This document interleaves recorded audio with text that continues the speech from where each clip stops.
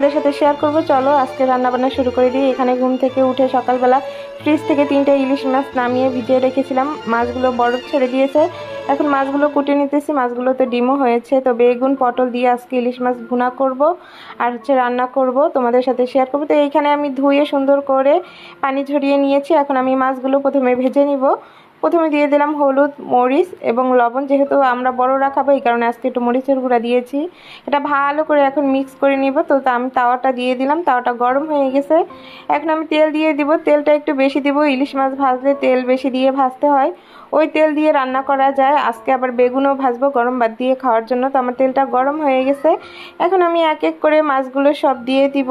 এখানে আমার একবারে সব মাছ ভাজা যাবে না, অনেকগুলো মাছ এখানে, তো আমার 2 ভাগে ভাজতে হবে। এই কারণে আমি অল্প অল্প দিয়ে ভেজে নিব। আমার তেলটা গরম হয়ে গেছে। তো আমি তেলের ভিতরে মাছগুলো ছেড়ে দিতেছি এক এক করে। আর লেজাগুলো প্রথমেই দিয়ে দিলাম, কারণ লেজাগুলো একটু ভালো করে ভাজতে হবে, কারণ লেজার একটু কাটার পরিমাণটা বেশি থাকে। তো আমি বেশি দিলাম না, যেন গায়ে গায়ে লেগে না থাকে, তাহলে মাছগুলো ভেঙে যাবে। এই কারণে আমি ভাগ ভাগ করে দিয়েছি, ফাঁক ফাঁক করে।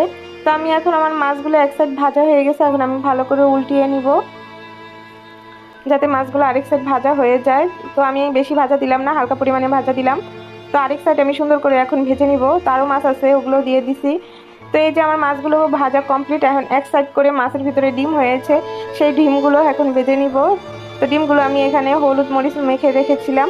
তো এই ডিমগুলো দিয়ে দিলাম। 2টা মাছের ডিম হয়েছে আর ডিমের সাইজগুলো অনেক বড় বড় হয়েছে। ডিম না হলে মাছগুলো আর একটু বড় বড় সাইজ হতো। তো আমি এখানে বেগুন মেখে নিয়েছি, হলুদ লবণ মরিচ দিয়ে বেগুন দিয়ে গরম ভাত দিয়ে খাওয়া হবে। আর ইলিশ মাছের তেল দিয়ে বেগুন ভাজা অনেক মজা লাগে খেতে, আপনারা ট্রাই করে দেখতে পারেন। তো এই আমি দিয়ে দিলাম এক এক করে বেগুনগুলো, সব একটু মোটা মোটা সাইজ করে কাটা হয়েছে বেগুনগুলো। এখন ভালো করে ভাজতে হবে, জালটা কমিয়ে হালকা হালকা ভাজা দিব। এক সাইড পরে উল্টিয়ে নিব, না হলে পুড়ে যাবে। তো আমার এক সাইড ভাজা হয়ে গেছে। তো আমি এখন উল্টে দিতেছি। বেগুন কিন্তু পুড়ে গেলে আবার তিতা লাগে, এই কারণে একটু হালকা ভাজা দিবেন যেন ভিতরে সিদ্ধ হয়, জালটা কমিয়ে। তো আমি আরেক সাইড ভেজে নেব সুন্দর করে। আমার এক সাইড ভাজা সুন্দর হয়ে গেছে, লাল লাল হয়ে গেছে। এখন আমার বেগুন ভাজাটা কমপ্লিট, দোনো সাইড ভাজা হয়ে গেছে। এখন আমি বেগুনগুলো নামিয়ে নিব। আর 2-3 পিস বেগুন ছিল, ওগুলো আমি দিয়ে দিলাম। যেগুলো ভাজা হয়েছে সেগুলো এখন আমি নামিয়ে নিতেছি তেল ছাড়িয়ে ছাড়িয়ে। এখানে কিন্তু এখনও অনেক পরিমাণে তেল হয়েছে, কারণ ইলিশ মাছ থেকে প্রচুর তেল বের হয়েছে। আমি বুঝতে পারি নাই, যার কারণে তেলটা একটু বেশি হয়ে গেছে। ইলিশ মাছের থেকে যে তেল বের হবে, কারণ মাছগুলো তাজা ছিল। এখন আমি দিয়ে দিলাম পটল আলু। পটল আলুগুলো আমি এই তেলের ভিতরে ভেজে নিব, যেহেতু অনেক তেল আছে। তাই আমি ভাবলাম যে পটলগুলো ভেজে নিলেও তরকারিটা খেতে অনেক ভালো লাগবে, অনেক স্বাদ লাগবে। আর এই তেল দিয়ে রান্না করতে গেলে তরকারি কালো হয়ে যাবে, এই কারণে এই তেলটা দিলাম না, যেহেতু তেলটা পুড়ে গেছে। তো আমি এই তেলের ভিতরে এগুলো আমি ভেজে নিতেছি। একটু হলুদের গুঁড়া দিয়েছি, একটু লবণের ছিটা দিয়েছি। এগুলো দিয়ে আমি এখন এটা ভালো করে একটু ভেজে নিব, তারপরে আমি রান্নাটা বসায় দিব। তো আমার ভাজা হয়ে গেছে, এখন আমি এটা নামিয়ে নিব। এখন আমি একটা কড়াই দিয়ে দিব। তো আমি কড়াইটা দিয়ে দিলাম। এখন আমি কড়াইটা শুকিয়ে নিব, তারপরে দিয়ে দিব পরিমাণ মতো তেল। প্রথমে পটল আলু দিয়ে ইলিশ মাছের মাথা এবং কানসা দিয়ে রান্না করব। তো আমি তেল দিয়ে দিলাম। এখন আমি পেঁয়াজ দিয়ে দিব। আমার তেলটা গরম হয়ে গেছে। এখানে আমি 3 পিসের মতো পেঁয়াজ দিয়েছি। এখন আমি পেঁয়াজটা প্রথমে ভালো করে ভেজে নিব, একটু বাদামি কালার করে নিব, ভালো করে ভেজে নিব। তো আমার পেঁয়াজটা ভাজা হয়ে গেছে। এখন আমি হলুদ মরিচ দিয়ে দিব।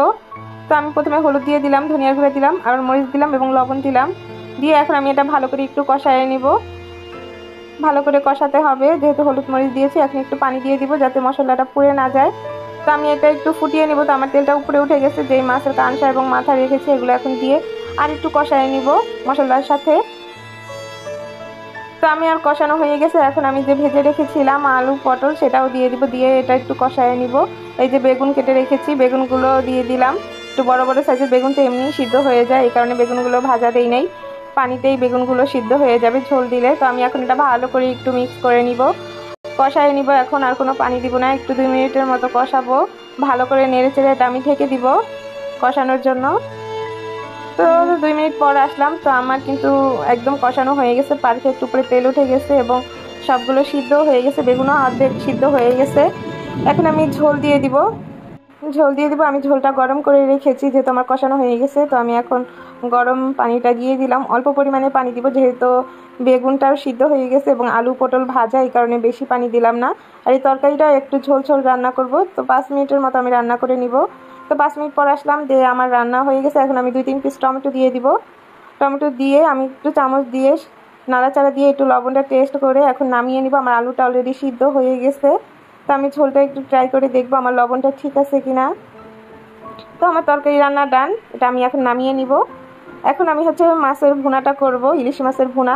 তো প্রথমে আমি তেল দিয়ে দিলাম পাত্রে, এখন আমি পেঁয়াজ দিয়ে দিব। এখানে হচ্ছে প্রায় বড় সাইজের 5 পিসের মতো পেঁয়াজ আছে, কারণ যেহেতু পেঁয়াজ আর টমেটো দিয়ে ভুনা করবে এই কারণে পেঁয়াজের পরিমাণটা একটু বেশি দিয়েছি। তো পেঁয়াজটা আমার ভাজা হয়ে গেছে, এখন আমি হলুদ মরিচ দিয়ে দিব। তো এখানে হলুদ মরিচ নিয়েছি, হলুদ দিলাম, লবণ দিলাম, ধনিয়ার গুঁড়া দিলাম অল্প, আর মরিচটা একটু বেশি দিয়েছি। তো একটু পানি দিয়ে দিলাম মশলাটা যেন পুড়ে না যায়। এখন আমি ভালো মতো একটু কষায় নিব। তোমরা কিভাবে রান্না করো অবশ্যই কমেন্টে জানাবে আমার রান্না কেমন হয়। তো এখন আমি এটা একটু কষায় নিব যতক্ষণে তেলটা উপরে উঠে না আসে। তো আমার তেলটা উপরে উঠে আসছে, আমার কষানো হয়ে গেছে, সুন্দর মতো আমি কষায় নিছি, কোনো ধরনের হলুদ মরিচের গন্ধ নাই, গন্ধ চলে গেছে, পেঁয়াজটা একটু গলে গেছে। এখন আমি পানি দিয়ে দিব, যেহেতু কষানো হয়ে গেছে। এখন মশলাটা পুড়ে যাবে, বেশি কষানো যাবে না, আর পুড়ে গেলে কিন্তু মশলাটা আর খেতে ভালো লাগবে না। তো আমি এখন পরিমাণ মতো পানি দিয়ে দিই, পানিটা আমি গরম করে রেখেছিলাম। তো গরম পানিটা দিয়ে দিলাম, যেহেতু মাছ আজকে পরিমাণে একটু বেশি, একটু বড় পাতিলে রান্না করতেছি। তো পানিটা ফুটে আসা পর্যন্ত আমি একটু অপেক্ষা করব। পানিটা ফুটে আসলে তারপরে হচ্ছে আমি টমেটো দিয়ে দিব, কারণ না হলে টমেটোটা গলবে না। এই যে টমেটোগুলো দিয়ে দেই, টমেটোগুলো না হলে গলবে না। এখনকার টমেটো সিজন ছাড়া টমেটো, এই কারণে টমেটোগুলো গলে না। তো আমার ফুটে উঠেছে ঝোলটা, এখন আমি মাছগুলো দিয়ে দিব এক এক করে। তো দিয়ে দিতেছি আমি, আর আমি কিন্তু তরকারিটা একটু মাখা মাখা করব, ঝোল রাখবো না। যেহেতু বেগুন তরকারিটা একটু ঝোল রেখেছি, এই তরকারিটা আমি একদম মাখা মাখা করব। তো আমি এক এক করে মাছগুলো সব দিয়ে দিতেছি। এখানে কিন্তু অনেক পরিমাণে মাছ আছে, 3টা মাছ পুরোটা এখানে আছে। তো ফ্রিজে রাখি নাই, যেহেতু আমরা মানুষ বেশি, 6 জন মানুষ। আর ইসুতের বাবাটা এখন দুপুরেই লাঞ্চ করে, বাসায় আসে রাতে। তো ডিমগুলো আমি দিয়ে দিলাম, আর বাচ্চাদেরকে 2টা ডিম দিলাম, আর 2টা ডিম এখানে দিয়ে দিলাম। তো আমার মাছগুলো দেওয়া শেষ। এখন আমি এটা আর 5 মিনিটের মতো রান্না করব, জাস্ট ঝোলটা টেনে গেলেই আমি নামিয়ে নিব, ঢেকে দিলাম।